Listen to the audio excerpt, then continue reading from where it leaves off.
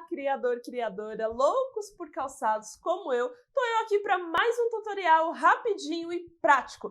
É uma série de vários modelos te mostrando passo a passo bem rapidinho como que você faz um modelo, de uma forma muito prática e rápida. Essa é a ideia aqui. Se você não quer perder os outros modelos que ainda estão por vir, aperte o sininho para você ser notificado, senão você não vai ser avisada de quando que está rolando os outros modelinhos. E que você também pode escolher. Pois é, hoje o modelo vai ser um mule. Por que um mule? Porque eu escolhi? Lógico que não. A galera do Instagram que está escolhendo os modelos que a gente está fazendo aqui. E se você também quer dar a sua opinião, seu pitaco, vai lá no Instagram e deixa uma sugestão de modelo que você gostaria de ver, como que é o processo rapidamente de confecção desse modelo. Então vamos lá ver o mule agora?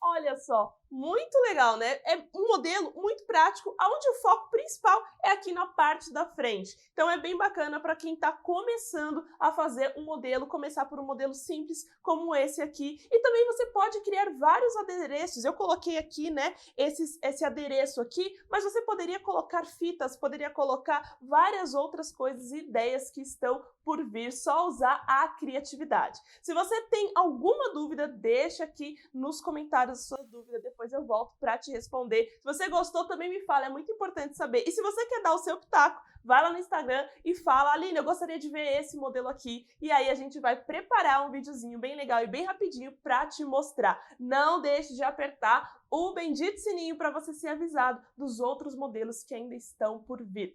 Tchau, até o próximo vídeo.